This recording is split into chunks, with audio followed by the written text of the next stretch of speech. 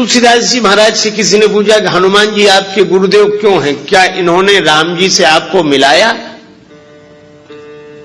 तुलसीदास जी बोले कि राम जी तो मिल गए थे, फिर हनुमान जी ने क्या किया? कहा कि मिले हुए राम जी को हम पहचान नहीं पा रहे थे। मंदाकिनी तट राम घाट पर, मंदाकिनी गंगा के किनारे चित्रकूट में राम घाट पर श्री राम जी प्रकट हुए।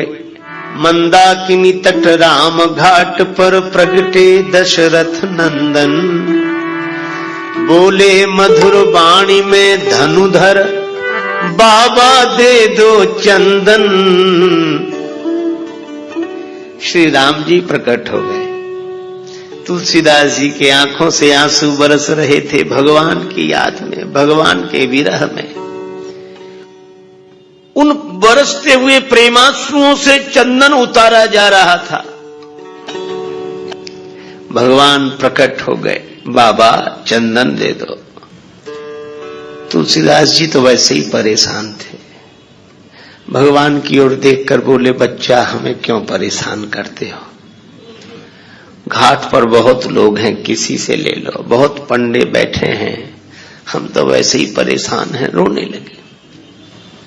भगवान ने मन में सोचा कि अभी कम रो रहे हैं, हम चले जाएंगे तो ज्यादा रोएंगे, पहचान नहीं पा रहे हैं। तो भगवान ने कहा, अच्छा बाबा चंदन दो चाहे मत दो, पर यह बताओ तुम रो क्यों रहे हो? कौन खो गया है तुम्हारा? तुलसीदास जी रोते हुए बोले, हमारे भगवान हमें नहीं मिल रहे, हमारे भगवान हमें नहीं मिल रहे। राम जी बोले, तब तो आपके भगवान बड़े कठोर हैं, आप इतना रोते हो तो भी भगवान आपको नहीं मिलते हैं। तुलसीदास जी रोने लगे और राम जी के मुख पर हाथ रखते हुए बोले, नहीं बच्चा ऐसा मत कहो, हमारे राम जी तो कृपालु हैं। श्री रामचंद्र कृपालु, भज मन हरन भव भय दारुणम। श्री रामचंद्र कृपालु, भज मन हरन भव भय दारुणम। श्री राम, श्री राम, श्री राम, श्री राम, श्री राम, श्री राम। भगवान तो कृपालु हैं, हमारा ही दुर्भाग्य है कि भगवान नहीं मिल रहे हैं। अब बोलो, तुलसीदास जी को भगवान मिले हुए हैं कि नहीं? मिले हैं, पर मुश्किलें होती हैं आसान बड़ी मुश्किल से, मुश्किलें होती हैं आसान बड़ी मुश्किल से। आदमी बनता है इंसान बड़ी मुश्किल से।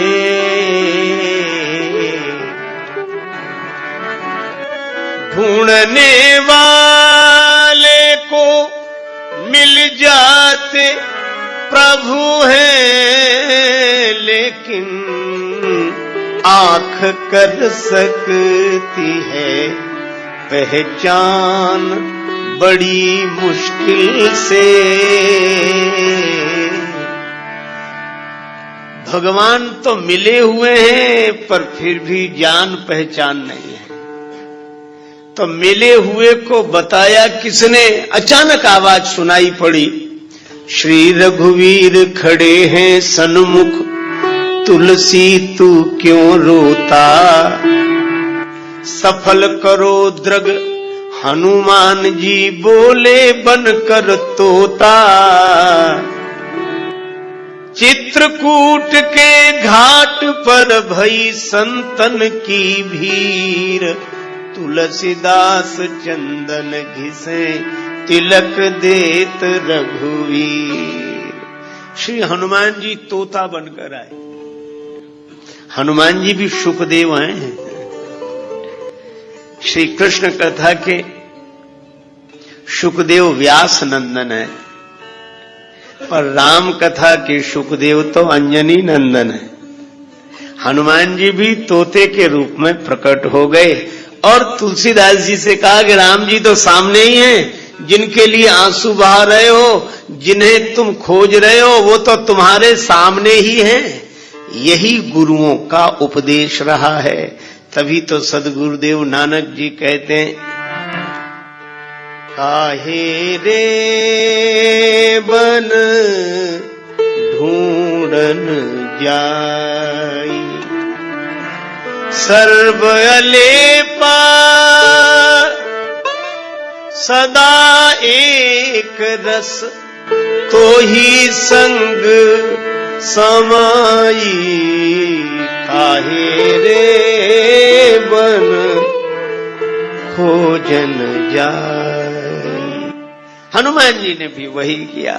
और आज जब श्री हनुमान चालीसा लिखने बैठे श्री तुलसीदास जी, तो याद आ गई कि भगवान तो मिले हुए थे, पर अगर हनुमान जी ने न बताया होता तो राम जी को देखकर भी मैं राम जी को नहीं देख पाता। और इसीलिए जब हनुमान जी ने बताया तो राम जी के चरणों में तुलसीदास जी गिर गए। लेकिन मन कबीरदास जी की तरह कह रहा था कि गुरु गोविंद दोऊ खड़े, काके लागू पाए, बलिहारी गुरुदेव की जिन गोविंद दिया मिलाए।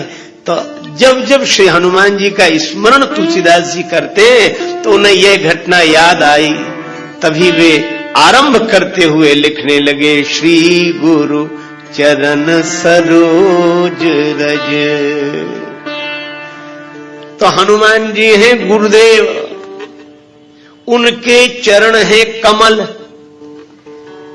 और चरण कमल की जो धूल है, रज है, वह गुरुदेव के चरण कमलों का पराग है। अच्छा, रज की आवश्यकता पड़ी क्यों? देखो, दूसरे को देखना हो तो आंख ठीक होनी चाहिए, पर अपने आप को देखना हो तो केवल आंख से काम नहीं चलता। आंख तो ठीक हो, पर दर्पण भी साफ सुथरा होना चाहिए। आंख ठीक देख लेती हो, पर दर्पण यदि पवित्र ना हो तो अपने आप को नहीं देखा जा सकता। हनुमान जी ने कहा रावण से, राम चरण पंकज उर धरऊ, लंका अचल राज तुम करहु। यह मंत्र दिया था रावण को, और माना किसने? विभीषण जी ने। रावण ने क्यों नहीं माना? जब ये एक खोपड़ी वाले नहीं मानते तो वो तो 10 खोपड़ी वाला है, कैसे मान ले? खोपड़ी है, इसका नाम ही खोपड़ी, खो दिया इसीलिए तो पड़ी है। ये जब देखो तब हिलती रहती है, नहीं नहीं नहीं नहीं नहीं, और नहीं नहीं में चले जाते, कई नहीं नहीं करते। विभीषण जी ने माना। क्या माना? राम जी के चरणों को हृदय में रखो। लेकिन एक बात है, जब विभीषण जी से हनुमान जी पहली बार मिले तो विभीषण जी ने रोते हुए कहा, विभीषण जी बोले हमारी बड़ी खराब हालत है। हनुमान जी ने कहा कैसी? बोले हम तो ऐसे रहते हैं जैसे 32 दांतों के बीच में जीभ। बड़ा बढ़िया उदाहरण है। इसको समझने के लिए कोई किताब पढ़ने की जरूरत नहीं। भगवान ने दांत भी सबको दिए, जीभ भी सबको दिए, और जिनके अभी दांत नहीं है उनके कभी तो रहे ही होंगे। अच्छा देखो आप, कैसा विचित्र यह संबंध है।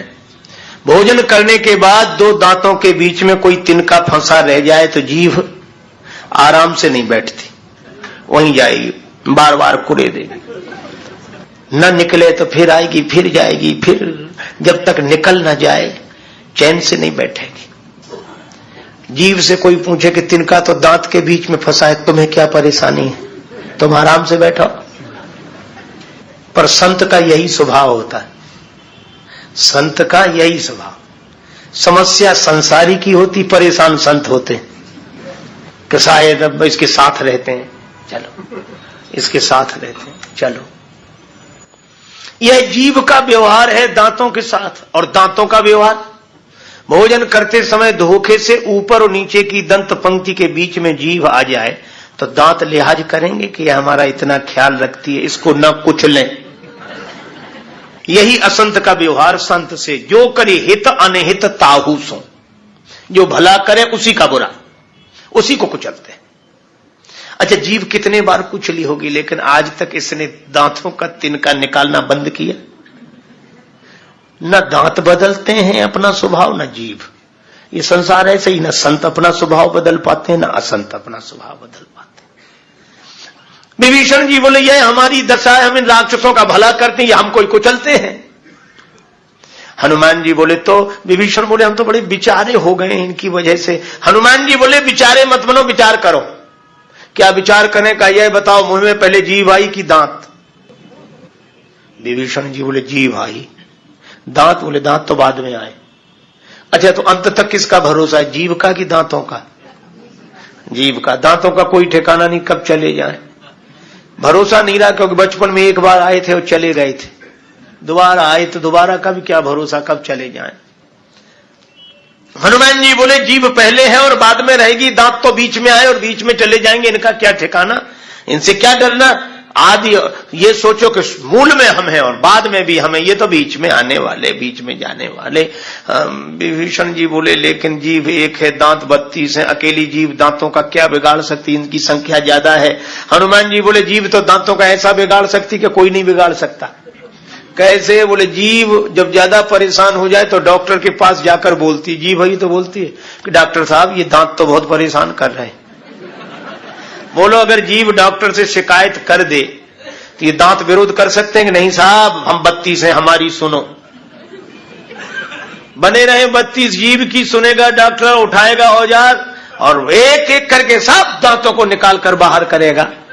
हनुमान जी बोले विभीषण जी तुम जीभ की तरह हो, ये लंका में रहने वाले राक्षस दांतों की तरह हैं, चिंता मत करो, कुछ दिन बाद डॉक्टर साहब आने वाले हैं, राम जी भवरोग मिटाने वाले डॉक्टर, और उनके साथ कई सहयोगी रहेंगे, शिविर लगेगा यहीं समुद्र किनारे, चले चलना। और एक बार कह देना कि दांत परेशान कर रहे हैं जीभ की तरह, फिर अगर एक भी बच जाए तो हमें बताना। विभीषण जी ने कहा ये बात ठीक है, यही तुम्हारो मंत्र विभीषण माना। अच्छा, मुंह में अगर एक भी दांत न रहे तो राज्य किसका, जीभ का, फिर चाहे जहां घूमे कौन रोकने वाला है, कोई दांत ही नहीं। ये लंकेश्वर भय सब जग जाना, बात लग गई हनुमान जी की। पर एक बात है, रामचरण पंकज उधरऊ मंत्र तो यह था, पर विभीषण जी माने कब। संत की बात सुन लेना अलग बात है, संत की बात मान लेना अलग बात है। यही बात है। देखो हनुमान जी कब माने, विभीषण जी कब माने। हनुमान जी ने फूट डालकर विभीषण की कुटिया बचा दी, पूरी लंका जला दी। विभीषण सलाह देने गए और रावण ने लात का प्रहार किया, असकय की निश्चरण प्रहारा, अब बात याद आई। संत की बात सुनकर रख लो। और मानते कब है लोग, जब अपनों की लात लगती है तो संत की बात याद आती है कि वे ठीक कह रहे थे। बहुत लोग ऐसे हैं जिन्हें संत की बात लग गई है पर घर वालों की लात नहीं लगी है, और कई लोग हैं जिन्हें लात रोज लगती है पर उन्हें संत की बात नहीं लगती। ये जगत बड़ा दुखदाई, सुख की आस तजो मेरे भाई, सुख की आस तजो मेरे भाई।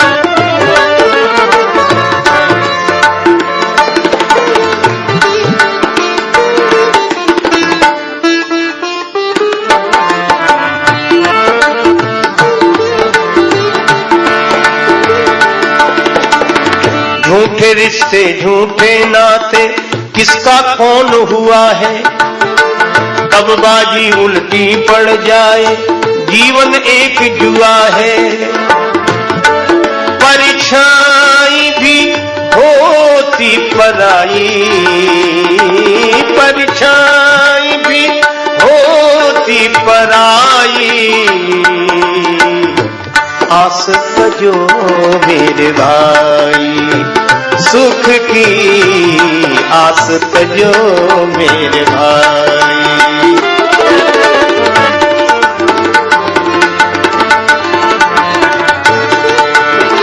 सुख की मेरे भाई, आस तजो मेरे, आस तजो मेरे, आस तजो मेरे। जग किसे सुख की आशा तज कर, जग से सुख की आशा तज कर, राम भरोसे रह ले। मन को मनमोहन का बनाकर, राजस मुख से कह ले। श्री राम शरण सुखदाई, जग से सुख की तजो मेरे भाई, सुख की आस तजो मेरे भाई।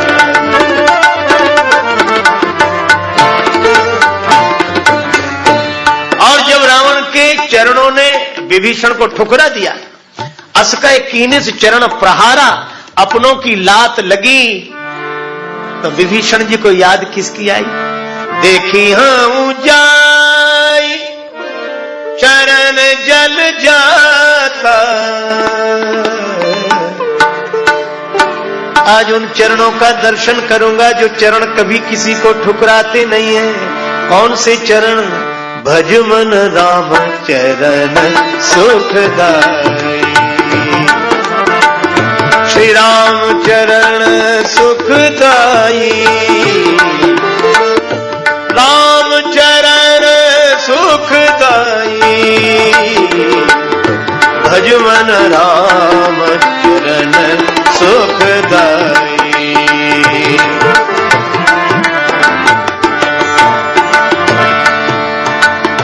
रिपु को अनुज विभीषण निशिचर, परसत लंका पाई।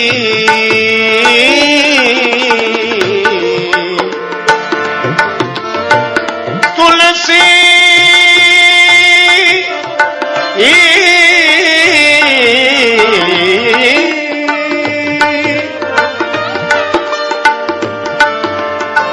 तुलसीदास मारुत सुत की प्रभु, निज मुख करत बड़ाई। भज मन राम चरण सुखदाई,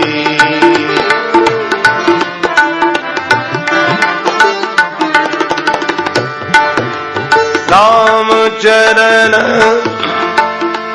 सुख दाई।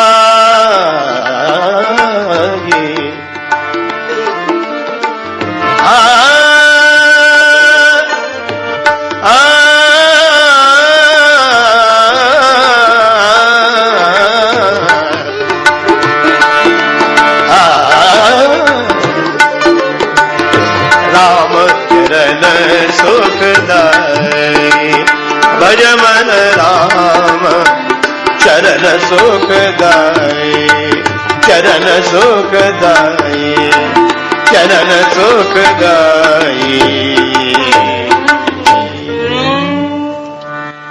तुमरो मंत्र विभीषण माना।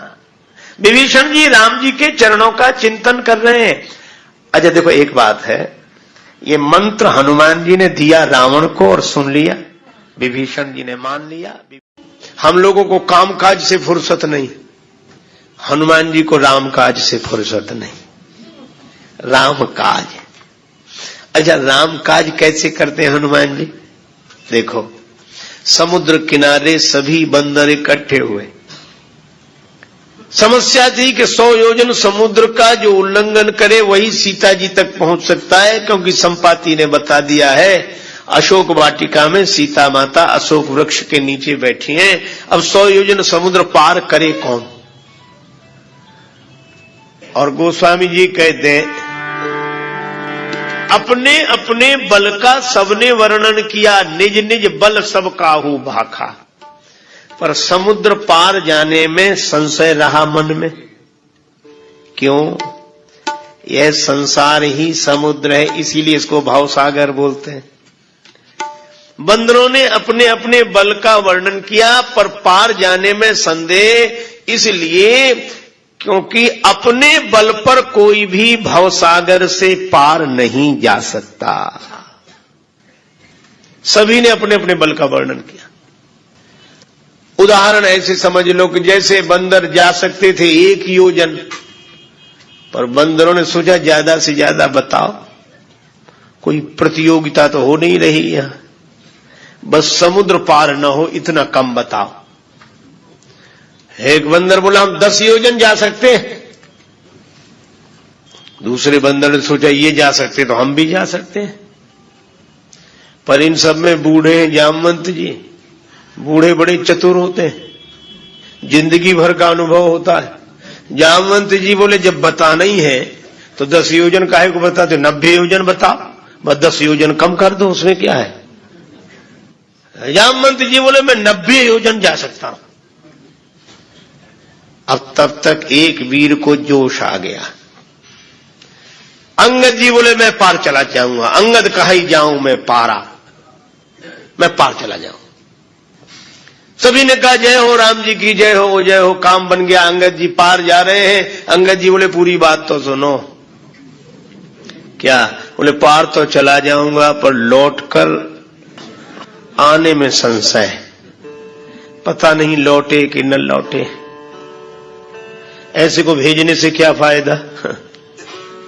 ऐसे को भेजने से ही क्या फायदा? वे कहते हैं कि पता नहीं लौटे कि न लौटे। देखो कुछ बंदर हैं जिनको जाने में संशय है, पार जाकर संशय रखा, और अंगद जी ऐसे जिन्हें आने में संशय है। कहा कि हम जा सकते, हम जानने में संशय हमें। अंगद जी बोले हमें लौटकर आने में संशय। इसका अर्थ क्या हुआ कि कोई भी समर्थ नहीं हुआ अपने बल का वर्णन करके समुद्र पार जाने और आने में। पर यहां एक अजीब घटना घटी। सभी ने अपने अपने बल का वर्णन किया, पर हनुमान जी नहीं बोले। क्यों नहीं बोले? हनुमान जी से किसी ने कहा कि आप क्यों नहीं बोलते? हनुमान जी बोले जिसके पास अपना बल हो सो बोले, हमारे पास हमारा बल है ही नहीं। तो जामवंत जी ने सोचा कि इनको इनका बल याद दिलाएं। मैं आपको एक निवेदन कर रहा हूं आपसे कि हनुमान जी का बल याद दिलाओ, तभी वे कृपा करते हैं। ऐसी लोक मान्यता है, ऐसी हमारी धारणा है, क्योंकि हनुमान जी अपना बल भूले रहते हैं। लेकिन हनुमान जी को बल याद दिलाओ कैसे? एक सज्जन बोले हम बहुत प्रार्थना करते, हनुमान जी सुनते ही नहीं है। मैं आपको ढंग बता रहा हूं हनुमान जी को बल याद दिलाने का। आप कितने कहोगे हनुमान जी आपकी तरह कोई बलवान नहीं है, और हनुमान जी आप तो सर्वसमर्थ हैं, हनुमान जी आप जैसा कोई महान नहीं है, कोई बलवान नहीं। कभी नहीं जागेंगे हनुमान जी, कितनी भी तारीफ कर लेना। ये उनको बल याद दिलाने का ढंग नहीं है। जामवंत जी इसमें असफल हो गए, वो कर चुके हैं ये प्रयोग जो हम कर रहे हैं। बोलो हम लोग ऐसे ही तो कहते हैं, हे हनुमान जी आपकी तरह कोई बलवान नहीं, हे हनुमान जी आप तो महान है, हनुमान जी आप तो परम शक्तिशाली। हनुमान जी सुनते ही नहीं है, उन्हें कोई फर्क नहीं पड़ता इससे। जामवंत जी ने यही कहा। गोस्वामी जी महाराज लिखते हैं, कहाई रीछपति सुनु हनुमाना, काचुप साधि रहा बलवाना, काचुप साधि रहा बलवाना।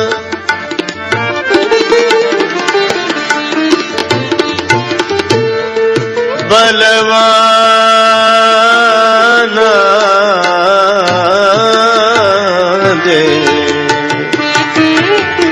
चुप साधि रहा बलवान,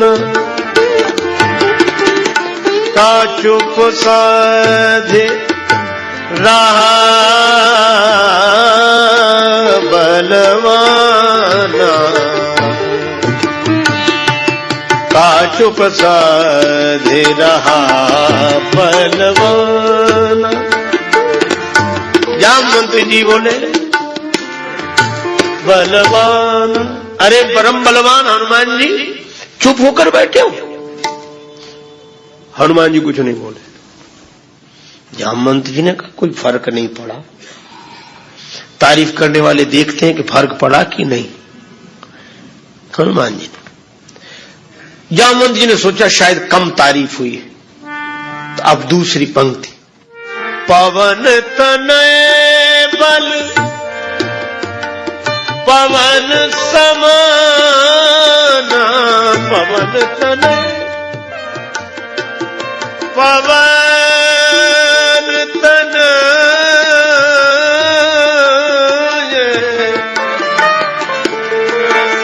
पवन तनय बल पवन समाना, बुद्धि विवेक विज्ञान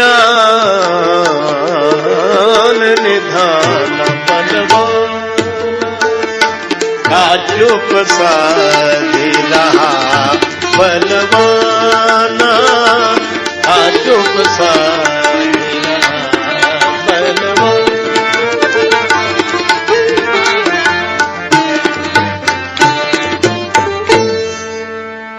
जामवंत जी बोले हनुमान जी तुम बलवान होकर चुपचाप बैठे हो।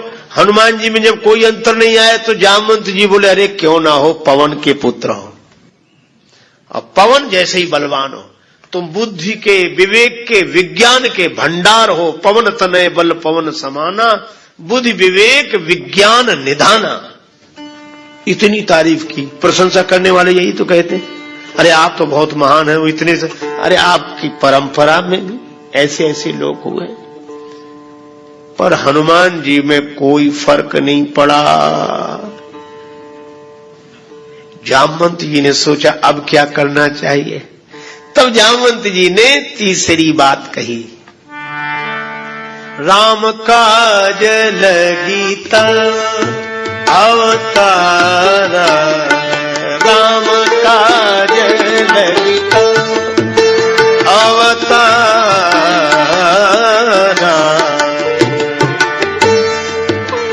तब अवतारा राम काज लगी तब।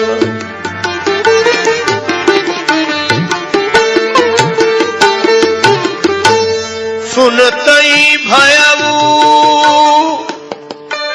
पर्वताकारा, सुनतई भयऊ पर्वताकारा, राम काज लगी तब अवतारा, राम काज लगी तब, काज लगी तब, काज लगी तब। जैसे ही जामवंत जी ने कहा कि राम जी के कार्य के लिए आपका अवतार हुआ है, सुनते ही भयऊ पर्वताकारा, हनुमान जी बड़े विशाल रूप में पर्वताकार होकर प्रकट हो गए।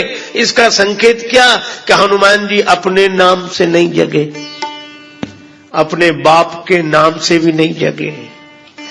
और पर्वताकार कब हुए? जब राम जी का नाम लिया। तो हनुमान जी को अगर जीवन में जगाना हो कि भी आप पर कृपा करें, तो आप याद रखो उन्हें राम जी का नाम सुनाओगे तभी जगेंगे, तभी उन्हें उनके बल की याद आएगी। इसलिए हनुमान जी को अगर प्रकट करना हो, प्रसन्न करना हो, तो राम जी का नाम, राम काज लगी तब अवतारा, जो सुना कि राम जी के कार्य के लिए तुम्हारा अवतार हुआ है। हनुमान जी पर्वताकार हो गए। क्यों? इसलिए क्योंकि राम काज करीबे को आतुर, राम काज करीबे, श्री राम काज करीबे, राम काज करिवे, काज करिवे, करिवे करिवे को आतुर। श्री हनुमान जी राम जी के कार्य को करने के लिए आतुर रहते हैं। अगर एक ही समय में दो जगह कथाएं हो रही हो तो आप कहोगे कभी यहां चले कि वहां चले, कभी सोचेंगे आज यहां तो फिर कल वहां। लोग कहते हैं कि हम कल नहीं आ पाए, कल वहां चले गए थे, आज यहां आए। पर हनुमान जी यत्र यत्र रघुनाथ कीर्तनम तत्र तत्र कृत मस्तकांजलिम वाष्पवारी परिपूर्ण लोचनम मारुतिम नमत राक्षसांतकम। हनुमान जी बराबर कथा में रहते हैं, राम कथा में रहते हैं, आज भी है, अभी भी है। जहां जहां राम जी की कथा वहां वहां हनुमान जी अवश्य अवश्य अवश्य रहते हैं।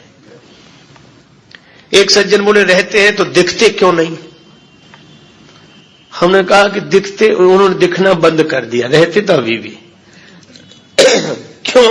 बोले दिखने से उनके साथ एक घटना घट गई थी। हमारे तुलसीदास जी महाराज राम दरस बिन पड़े न चैना नैना लागे बरसन। रोते रोते तुलसीदास जी चल दिए, भगवान कब मिलोगे, कब मिलोगे प्रभु? किस ओर चल दिए हैं, किस ओर जाते जाते जग में भटक गए हैं, तेरे दर पे आते आते भगवान कृपा करो, कृपा करो। रोए जा रहे हैं, रोए जा रहे हैं।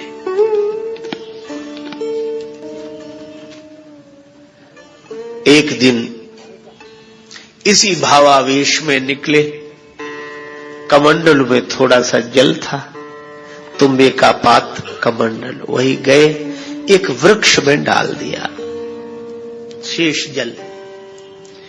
उस वृक्ष में कोई प्रेत रहता था, उसको वह जल मिल गया। प्रेत बड़ा प्रसन्न हुआ। प्रेत ने कहा कि तुमने हमारी प्यास बुझाई है, भगवान तुम्हारी प्यास बुझाए। तुमने हमारी प्यास बुझाई है, भगवान तुम्हारी प्यास बुझाए। तुलसीदास जी बोले मुझे तो केवल भगवान के दर्शन की प्यास है। क्या तुम भगवान से मिला सकते हो? वरदान मांगने के लिए कह रहे हो तो प्रेत तुम क्या हमें भगवान से मिला सकते हो? प्रेत ने कहा कि भगवान से तो नहीं मिला सकते हैं, पर भगवान से मिलाने वाले से मिला सकते हो। बोले मिला तो नहीं सकते, उनके तो नाम से ही हम भाग जाते हैं। भूत पिशाच निकट नहीं आवे, महावीर जब नाम सुनावे। लेकिन पता बता सकते हैं। हाँ, जो जिससे डरता है उसकी जानकारी भी तो रखता है कि कहां है इस समय। इसलिए भूत प्रेतों को सही जानकारी होती कि हनुमान जी कहां है, कहां मिलेंगे। और शंकर जी तो तुलसीदास जी को काशी बुलाना चाहते थे, इसीलिए अपना कोई प्रेत भेज दिया होगा। उनके भूत प्रेतों की क्या कमी उनके पास? प्रेत ने कहा हनुमान जी हैं राम जी से मिलाने वाले, कहां मिलेंगे? राम कथा में। क्यों? रामचरित सुनीवे को रसिया, रामचरित सुनिवे को रसिया। राम लखन सीता मन बसिया, राम लखन सीता मन बसिया। रामचरित सुनिवे को रसिया, रामचरित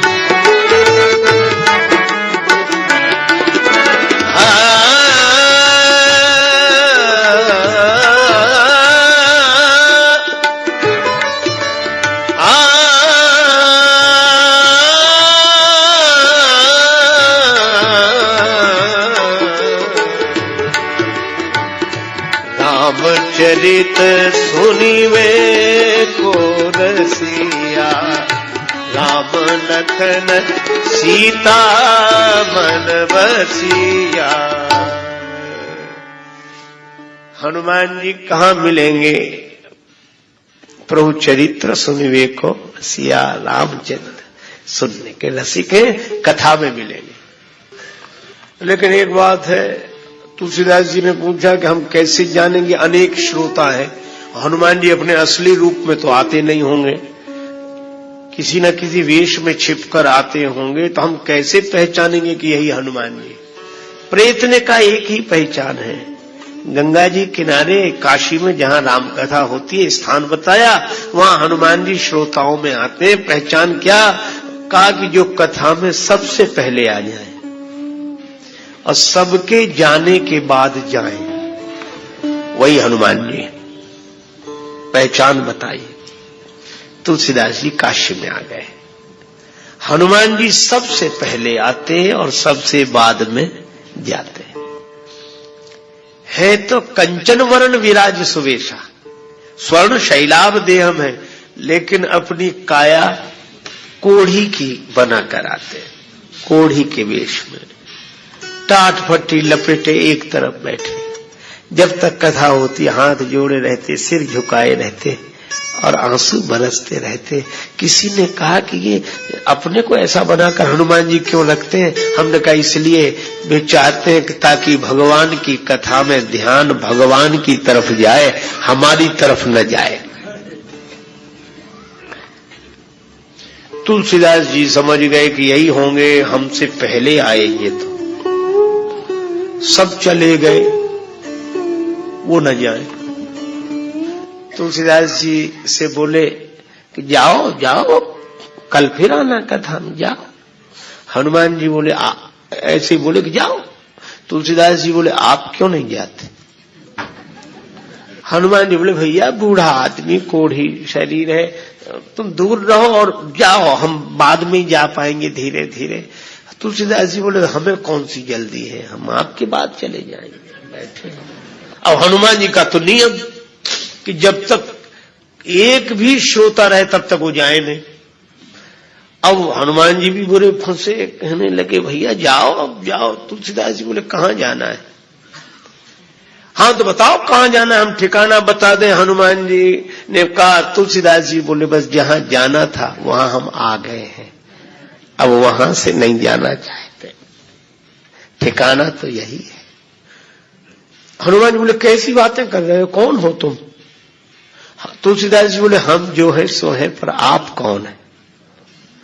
हनुमान जी बोले देख नहीं रहे हो? तुलसीदास जी बोले यही तो रोना है कि जो आप दिख रहे हैं वो आप है नहीं, और जो आप हैं वह आप दिख नहीं रहे हो। अरे किसने बहका दिया तुम्हें, कहां परेशान हो रहे हो? तुलसीदास जी रोने लगे। हनुमान जी के चरणों में सिर रख दिया, कृपा करो कृपा करो।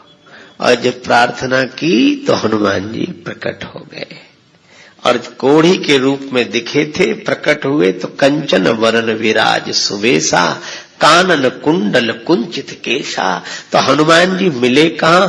कथा में। तुलसीदास जी ने कहा राम जी का दर्शन चाहता हूं। तुलसीदास जी की प्रार्थना पर प्रसन्न होकर हनुमान जी ने कहा चित्रकूट चलो, वहां राम जी मिलेंगे। और चित्रकूट में राम जी का दर्शन हनुमान जी ने ही कराया। तो ऐसे हनुमान जी जो सब तरह से समर्थ हो, सारा संसार भगवान के हाथ में, पर भगवान जिनके हाथ में हो, भगवान जिन पर रीझ कर बिक गए हो, ऐसे हनुमान जी को अगर खोजना हो तो कहीं नहीं मिलेंगे। हनुमान जी जब मिलेंगे तब श्री राम कथा में मिलेंगे, क्योंकि प्रभु चरित्र सुनिवे को रसिया, राम लखन सीता मन बसिया। हनुमान जी के मन में ये तीनों रहते हैं, राम जी, लक्ष्मण जी और जानकी जी। आहा, जानकी जी, लक्ष्मण जी, राम जी, ये त्रिमूर्ति श्री हनुमान जी के हृदय में राम लखन सीता मन बसिया। अपने मन में तीनों को बसा के रखते हैं, एक अर्थ। दूसरा अर्थ इस पंक्ति का, राम लखन सीता मन बसिया, यह राम जी के मन में, लक्ष्मण जी के मन में, सीता जी के मन में सदा बसे रहते हैं। राम लखन सीता मन बसिया। सबके हृदय में भगवान रहते हैं, पर हनुमान जी भगवान के हृदय में रहते हैं, लक्ष्मण जी के हृदय में रहते हैं, जानकी जी के हृदय में रहते हैं। सभी राम जी, लक्ष्मण जी, जानकी जी सदा हनुमान जी के ऋणी है। जानकी माता भी कहती हैं, का देव तो ही त्रैलोक के मह कपि किमपि नहीं बानी समा। राम जी भी कहते हैं, कपि से उरिन हम नाही। और लक्ष्मण जी भी कहते हैं कि जिसने मुझ बिछुड़े हुए को संजीवनी बूटी लाकर जिलाकर फिर राम भगवान से मिला दिया हो, उसके ऋण से मैं कभी उऋण नहीं हो सकता।